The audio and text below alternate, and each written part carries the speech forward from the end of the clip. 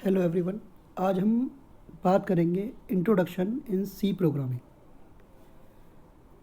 सी programming होती क्या है और हम किस तरीके से इस पर काम कर सकते हैं, इसका स्ट्रक्चर क्या है, ये कब आई और किसने बनाई, इसके बारे में आज हम इस वीडियो में पढ़ेंगे। सबसे पहले बात करते हैं प्रोग्रामिंग। हम जब भी सोचते हैं कि प्रोग्रामिंग होती क्या है तो हमारे दिमाग में एक चीज़ आती है कि हमें कोई भी काम करना है, उस काम को करने का सॉल्यूशन है प्रोग्रामिंग। लेकिन प्रोग्रामिंग के बारे में जब भी हम सोचते हैं तो हमें एक बात और दिमाग में आती है कि कंप्यूटर से रिलेटेड होती है। तो हम सबसे पहले बात करेंगे कि प्रोग्रामिंग होती क्या है। उससे पहले छोटी छोटी टर्म्स हैं हमारे पास कुछ, उनके बारे में डिस्कस करेंगे एक एक करके, जिनकी जानकारी हमें बहुत ज़्यादा ज़रूरी है। सबसे पहले बात करते हैं हम डेटा। हमने 1 लाख बार सुना होगा अगर हम कंप्यूटर के यूज़र हैं कि डेटा क्या होता है। तो डेटा हमारा रॉ या अनऑर्गेनाइज्ड फैक्ट होते हैं, ऐसे तथ्य होते हैं जिनको हम कंप्यूटर की मेमोरी में स्टोर कर सकते हैं। कोई भी चीज़ जिसको हम कंप्यूटर की मेमोरी में स्टोर कर सकते हैं और जो अनऑर्गेनाइज्ड हो, मतलब बिखरा हुआ हो, उसका कोई मीनिंग ना हो, वो हमारा सभी डेटा कहलाता है। इसके बाद आती है इंफॉर्मेशन। जब हमारा डेटा को हम ऑर्गेनाइज्ड कर देते हैं एक मीनिंगफुल वे में, जिसमें कलेक्शन ऑफ डेटा का यूज़ किया जाता है, उसको हम कहते हैं इन्फॉर्मेशन, जिससे हमें कुछ जानकारी मिले। इन्फॉर्मेशन का नाम मतलब ही जानकारी है। तो जब हम कलेक्ट करते हैं किसी डेटा को एक मीनिंगफुल मैनर में, तो वो हमारा इन्फॉर्मेशन हो जाती है। तीसरी आती है फिर हमारी, जब हम प्रोग्रामिंग के बारे में बात करते हैं, सबसे पहले हम बात करते हैं इंस्ट्रक्शन। इंस्ट्रक्शन क्या होती है? जब हमें कोई भी प्रोग्रामिंग करनी है या कोई प्रोग्राम लिखना है, तो प्रोग्राम का मतलब क्या है? Set of instruction. तो इंस्ट्रक्शन क्या है वहाँ पर कि हम अपने काम को कैसे ऑपरेट करें, अपनी इन्फॉर्मेशन को कैसे बताएं कि उसको क्या काम करना है। तो इन्फॉर्मेशन को भी यहाँ पर हमने एक मीनिंगफुल वे दे दिया, एक डिटेल्ड वे दे दिया, जिसके द्वारा हम क्या बता रहे हैं कंप्यूटर को कि उसे ये काम करना है। एक लाइन है पूरे प्रोग्राम की, अगर इंस्ट्रक्शन की हम बात करें तो। उसके बाद में आता है हमारा प्रोग्राम। तो प्रोग्राम क्या हो गया? ऑर्डर ऑफ इंफॉर्मेशन, एक set of order of information, जिसके द्वारा हम कंप्यूटर को बताते हैं कि उसको क्या काम करना है, वो हमारा क्या कहलाता है? एक प्रोग्राम कहलाता है। और ये जो प्रोसेस है पूरी प्रोग्राम की, ये सब प्रोसेस जो है, इस जो हम काम करते हैं इंस्ट्रक्शन के सेट को जो क्रिएट करते हैं, प्रोसेस को हम कहते हैं प्रोग्रामिंग। तो यहाँ पर हम एक डायग्राम के थ्रू समझाएंगे कि प्रोग्रामिंग होती क्या है, ये कैसे किस तरीके से वर्क करती है। तो सबसे पहले हमारे पास में एक डेटा है जिसके अंदर माई, अमित, नेम, कुमार, इज़। इसको हम कंप्यूटर की मेमोरी भी मान सकते हैं कि अलग अलग जगह पर ये डेटा हमारा पड़ा हुआ है। एक डेटा और है हमारे पास, डेटा 2, जिसके अंदर आई, ए, एम, बॉय और आपका एंड, ये 2 अलग अलग डेटा हैं। और ये डेटा 2 नहीं है, ये 10 डेटा हैं। यहाँ पर 5 एक तरफ हैं और 5 एक तरफ हैं, लेकिन मैंने इसको कैटेगराइज कर दिया है डेटा 1 और 2 में। ये अलग अलग मेमोरी स्पेसिस में डेटा हमारे पड़े हुए हैं, जिनके ऊपर हम काम करेंगे। ये अनऑर्गेनाइज्ड हैं, इनका कोई मीनिंग नहीं निकल रहा, कोई मतलब नहीं है इनसे, हम इनसे कोई भी जानकारी नहीं ले सकते हैं।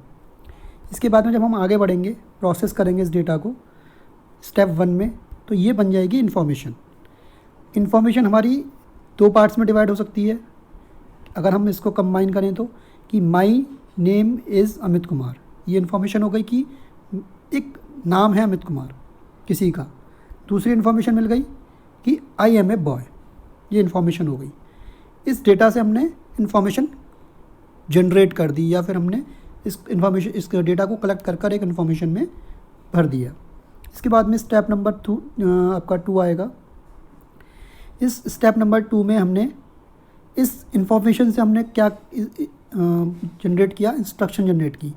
इंस्ट्रक्शन 1 हमारी हो गई, my name is Amit Kumar, वही है, सेम कंप्यूटर को इंस्ट्रक्शन दे दिया हमने कि मेरा नाम अमित कुमार है। और दूसरी इंस्ट्रक्शन में हमने लिख दिया and I am a boy.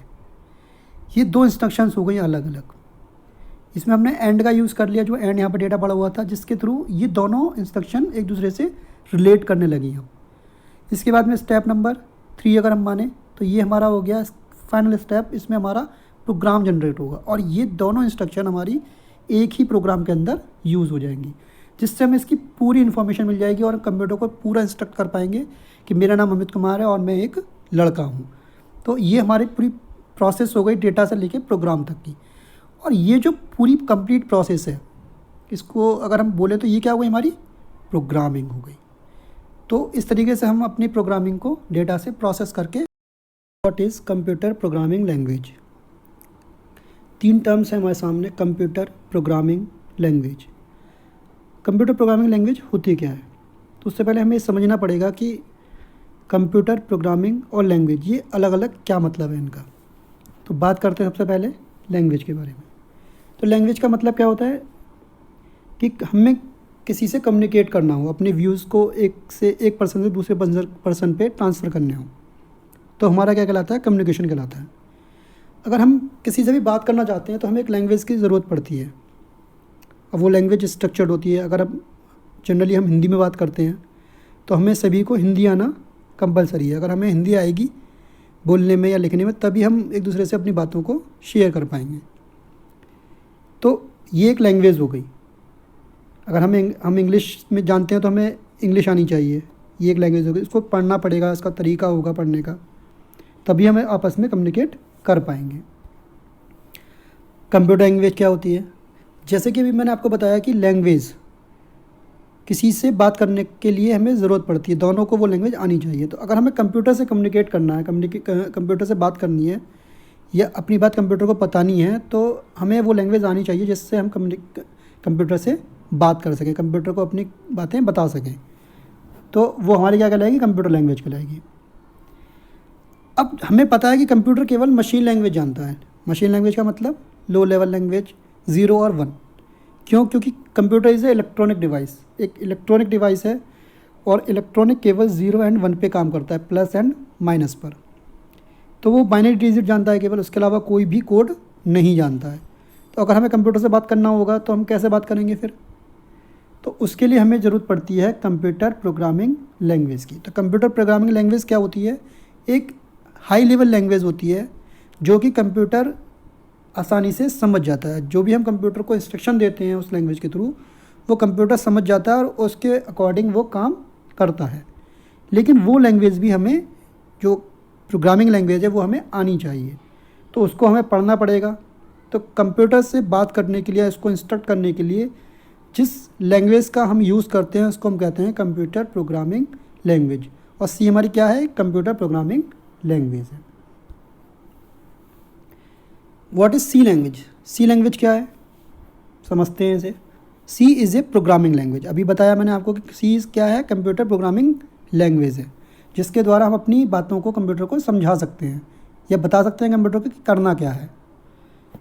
अब C is a procedural programming language. Procedural programming language का मतलब क्या है यहाँ पर, कि सी हमें प्रोसीजर के थ्रू प्रोग्रामिंग करने का तरीका प्रोवाइड कराती है। प्रोसीजर क्या होते हैं? प्रोसीजर्स होते हैं आपके तरीके, छोटे छोटे फंक्शंस, जिसके थ्रू आप अपने बातें कंप्यूटर से कह सकते हैं या फिर उसको बता सकते हैं कि उसको क्या करना है। C is a structured procedural programming language. जो सी से पहली लैंग्वेजेस थी उनका कोई स्ट्रक्चर डिफाइन नहीं था पहले से, मतलब कि वो अनस्ट्रक्चर्ड लैंग्वेज थी। सी कैसी है? स्ट्रक्चर्ड लैंग्वेज है, मतलब पहले से एक स्ट्रक्चर डिफाइन है इसका और उसी स्ट्रक्चर के अकॉर्डिंग ये काम करती है, इसलिए हम इसको कहते हैं स्ट्रक्चर्ड लैंग्वेज। लास्ट लाइन है, C is a general purpose structured procedural programming language.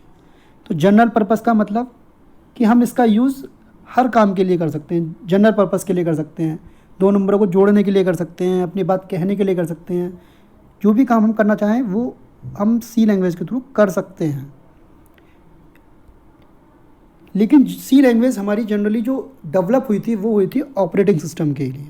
Operating systems के जो टूल्स होते हैं उनको डेवलप करने के लिए, डेटाबेस या कंपाइलर्स जो होते हैं उनको डेवलप करने के लिए हमारी सी लैंग्वेज डेवलप की गई थी, सबसे पहले जो डेवलप की थी।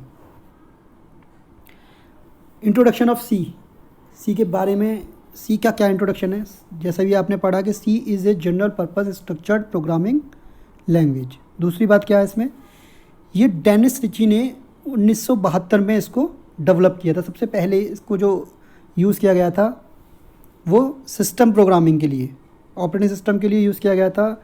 इसके थ्रू ऑपरेटिंग सिस्टम डेवलप किया गया था सबसे पहले। ये एक हाई लेवल लैंग्वेज है और कंपाइलर इसको, जो इसका कंपाइलर होता है वो कन्वर्ट करता है इसको लो लेवल लैंग्वेज में। जैसे कि अभी मैंने आपको बताया था कि हाई लेवल लैंग्वेज वो होती है जो ह्यूमन के द्वारा पढ़ी जा सकती है, और लो लेवल लैंग्वेज वो होती है जो मशीन के द्वारा मशीन पढ़ सकती है। तो करते क्या है हम इसमें कि हाई लेवल लैंग्वेज को कंपाइलर इसका लो लेवल लैंग्वेज में कन्वर्ट कर देता है, और जब हमें आउटपुट चाहिए होता है तो लो लेवल लैंग्वेज के आउटपुट को वो हाई लेवल लैंग्वेज में कन्वर्ट कर देता है, जिससे कि हम दोनों के बीच में कम्युनिकेशन हो जाता है। तो कंपाइलर यहाँ पर एक तरह से इंटरप्रेटर हो गया। अभी आपको पहले ही बताया था कि टिपिकली जो यूज़ की गई थी वो ऑपरेटिंग सिस्टम और कंपाइलर्स के लिए यूज़ की गई थी, तो इसलिए हम इसको सी को हम जनक भी कहते हैं कंपाइलर और ऑपरेटिंग सिस्टम के डेवलपमेंट का। बहुत सारी लैंग्वेजेस जो आप जानते हैं, जावा स्क्रिप्ट, PHP, .NET, ज़्यादातर जो लैंग्वेजेस हैं आपकी वो सी लैंग्वेज के सिंटैक्सिस को यूज़ करती हैं। मतलब जो इसमें सिंटैक्सिस हैं उनको बहुत सारी लैंग्वेजेस यूज़ करती हैं। जो मेन फीचर है इसका वो low level access of memory. ये बहुत कम मेमोरी में आपका काम करता है, और इसमें एक कीवर्ड का सेट है पहले से डिफाइन, जिनका यूज़ हम अपनी प्रोग्रामिंग करते हैं, और वो इतने क्लियर हैं, मतलब इनका जो मीनिंग है इतना क्लियर है कि जिससे हमें उनके नाम से ही पता लग जाता है कि उनका काम क्या होगा। और एक क्लीन स्ट्रक्चर्ड है, जो पहले से स्ट्रक्चर डिफाइन है इसका, बिल्कुल क्लीन है, साफ़ सुथरा है, जिससे कि हमें उस पर काम करने में आसानी होती है और आराम से समझने। अब यहाँ पर हम देखेंगे कि सी लैंग्वेज का स्ट्रक्चर क्या है। तो सबसे पहले हम देखते हैं कि करके स्ट्रक्चर किस तरीके से वर्क करता है। तो सबसे पहले हमें जो मिलता है वो मिलता है डॉक्यूमेंटेशन सेक्शन, कमेंट ओनली। यहाँ पर हम केवल इस सेक्शन में हम कमेंट कर सकते हैं, मतलब हमें बताना है कि ये किस प्रोग्राम किस लिए यूज़ कर रहे हैं, क्या प्रोग्राम बना रहे हैं, या फिर हमें किसी यूज़र को बताना है कि हम इस सेक्शन में जो काम कर रहे हैं वो किस काम के लिए कर रहे हैं। तो कमेंट जो भी होंगे हमारे वो हम इस सेक्शन में कर सकते हैं सबसे ऊपर। उसके बाद में लिंक सेक्शन, यहाँ पर हम अपने लिंक्स प्रोवाइड कराते हैं, जो भी लिंक्स हैं हमारे उनको हम यहाँ पर रख सकते हैं। उसके बाद में हमारा है डेफिनेशन सेक्शन। लिंक सेक्शन में हम यहाँ पर हेडर फाइल्स लगाते हैं अपनी, जिसके मतलब जो प्री डिफाइंड फंक्शंस हैं हम उनको यूज़ कर सकते हैं। उसके बाद में आपका डेफिनेशन सेक्शन कि अगर हमने एक से ज़्यादा फंक्शंस हमारे पास हैं, जो एक फंक्शन है मेन फंक्शन के अलावा अगर हमने कोई फंक्शन यूज़ किया है या हमें कोई डेफिनेशन देनी है, वो सभी हम इस डेफिनेशन सेक्शन में यहाँ पर कर सकते हैं, लिंक सेक्शन के नीचे। उसके बाद में ग्लोबल वेरिएबल डिक्लेरेशन। हमारे पास वेरिएबल्स हैं, हमारे पास दो टाइप के वेरिएबल्स होते हैं, लोकल और ग्लोबल। तो ग्लोबल वेरिएबल डिक्लेरेशन हम यहाँ पर कर सकते हैं। ये वेरिएबल हम किसी भी फंक्शन में यूज़ कर सकते हैं, मेन फंक्शन में भी यूज़ कर सकते हैं, यूज़र डिफाइंड फंक्शंस में भी हम इन ग्लोबल वेरिएबल्स का यूज़ कर सकते हैं, अगर हमने यहाँ पर इनको डिफ़ाइन किया हुआ है, तो अगर हमने इनको ग्लोबली डिफ़ाइन किया हुआ है। उसके बाद में आपका आता है मेन सेक्शन। इसमें दो पार्ट होते हैं, डिक्लेरेशन सेक्शन और executable part. Main section main function हो गया एक तरह से, यहाँ से हमारा मेन सेक्शन स्टार्ट हो जाता है। इसमें हम डिक्लेरेशन पार्ट होगा हमारा और एग्जीक्यूटेबल पार्ट होगा। इसमें डिक्लेयर करते हैं, वेरिएबल डिक्लेयर करना, जो भी काम हमें करना है। उसके बाद में जो हमें प्रिंट कराना है, स्कैन कराना है, जो भी हमें काम कराना है, वो दो पार्ट में हमारा ये डिवाइड होता है। इसके बाद में हमारा लास्ट सेक्शन होता है सब प्रोग्राम सेक्शन। यहाँ पर हम यूज़र डिफाइंड फंक्शंस की डेफिनेशन देते हैं, जिनका हमने डेफिनेशन सेक्शन जो है वहाँ पर हम केवल उनको इनिशियलाइज करते हैं और नीचे की तरफ उनकी डेफिनेशन प्रोवाइड कराते हैं। इसको एक एग्जांपल के थ्रू हम समझा सकते हैं इस तरीके से। अगर हम डॉक्यूमेंटेशन सेक्शन की बात करें तो जैसे कि हमें एक सिंपल एग्जांपल देना है प्रोग्राम का, तो इसके आगे हमने दो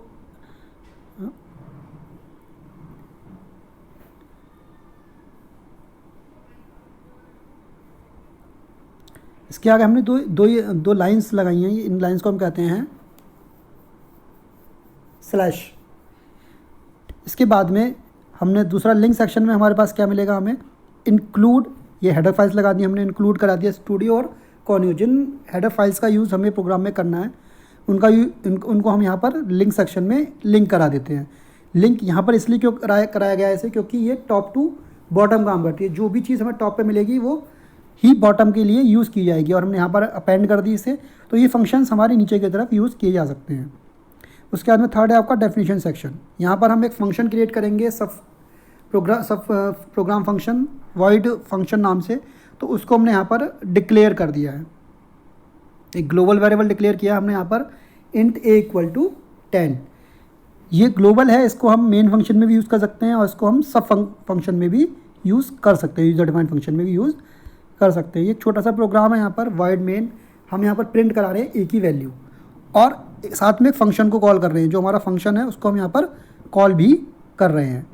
इसके बाद में लास्ट सेक्शन में हमने क्या करा, यहाँ पर हमने यूज़र डिफाइंड फंक्शन की डेफिनेशन दी है। इसमें भी हमने यहाँ पर क्या करा है, ए को ही कॉल किया है, क्योंकि ए हमारा ग्लोबल वेरिएबल है। तो हम यहाँ पर हम इसको वॉइड मेन में भी यूज़ कर सकते हैं, मतलब मेन फंक्शन में भी यूज़ कर सकते हैं और वॉइड फंक्शन में भी यूज़ कर सकते हैं, जो कि हमारा एक यूज़र डिफाइंड फंक्शन। दोनों में इनका यूज़ हम कर सकते हैं। लेकिन अगर हमने इनको इस डेटा टाइप को अगर हमने वॉइड मेन में या फिर वॉइड फंक्शन के अंदर लिया होता तो हम केवल उसी फंक्शन के अंदर उस डेटा टाइप को यूज़ कर सकते थे।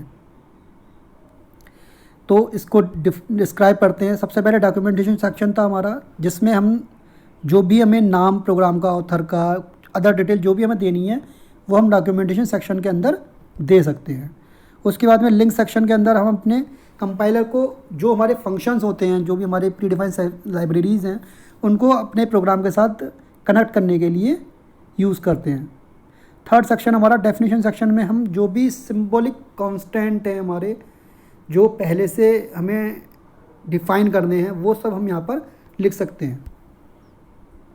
ग्लोबल डिक्लेरेशन सेक्शन में हम कोई भी फंक्शन, कोई भी वैल्यू, कोई भी वेरिएबल, कोई भी कांस्टेंट जो भी हमें ग्लोबली यूज़ करना है, सभी फंक्शन जिनका यूज़ कर सकते हैं। अगर हमें कोई ऐसा ग्लोबल वेरिएबल डिक्लेरेशन करना है, कोई ग्लोबल डिक्लेरेशन करना है, तो हम इस सेक्शन में यहाँ पर उसको डिक्लेयर कर सकते हैं।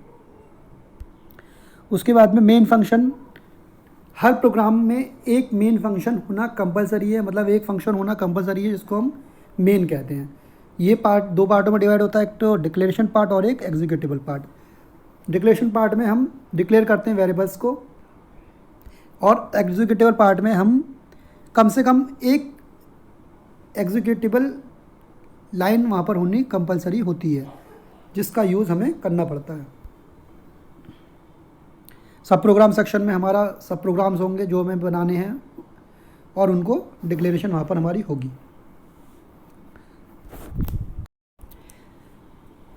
सभी सेक्शनों का होना कंपलसरी है, लेकिन जो हमारा मेन फंक्शन है वो हमारा होना मेन इम्पोर्टेंट है। उसके बिना हमारा कोई भी प्रोग्राम रन नहीं हो सकता। सब प्रोग्राम फंक्शन एक बार को अगर हमारे डिटेल उसमें नहीं हो तो भी चल जाएगा, ग्लोबल डिक्लेरेशन नहीं हो तो भी चल जाएगा, अगर हमारा जो डिक्लेरेशन है वो नहीं हो तो भी चल जाएगा, लेकिन जो हमारा मेन फंक्शन है, मेन प्रोग्राम है, वो होना कंपलसरी है। साथ में हेडर फाइल्स होनी कंपलसरी हैं। ये दो सेक्शन होने कंपलसरी हैं। इसके अलावा कोई भी सेक्शन अगर सी प्रोग्रामिंग में नहीं है तो भी हमारा काम चल जाता है।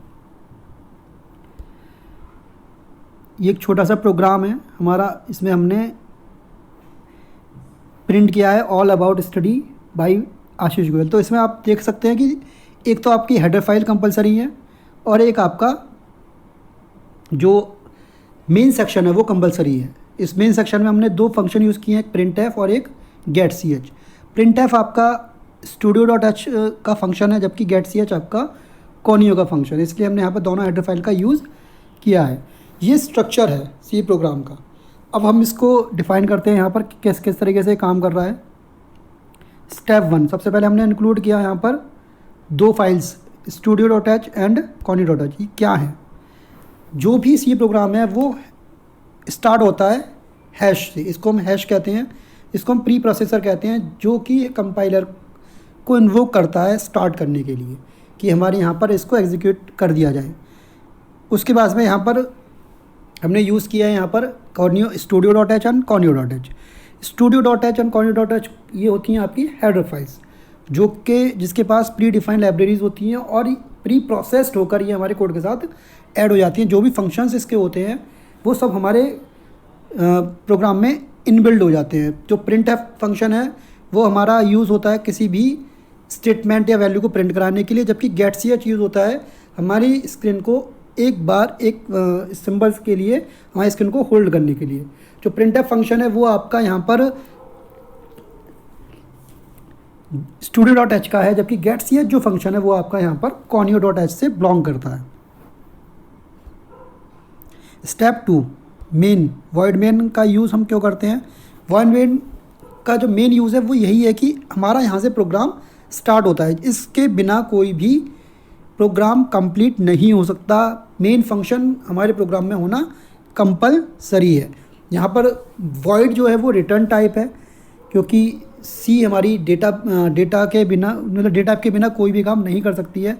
कोई भी फंक्शन रिटर्न टाइप के बिना कंप्लीट नहीं है। तो वॉइड यहाँ पर हमारा क्या है, एक रिटर्न टाइप है, और मेन क्या है यहाँ पर हमारा फंक्शन है। और फंक्शन की पता ही हमें तब लगती है जब हम इसके आगे दो ब्रैकेट्स जिनको हम कहते हैं पैरेंथेसिस देखते हैं, तो ही हमें क्लियर होता है कि हमारा ये एक फंक्शन है और मेन यहाँ पर मेन फंक्शन है। उसके बाद में थर्ड स्टेप यहाँ पर हमने यूज़ की है कर्ली ब्रेसेस, एक ओपन और एक क्लोज।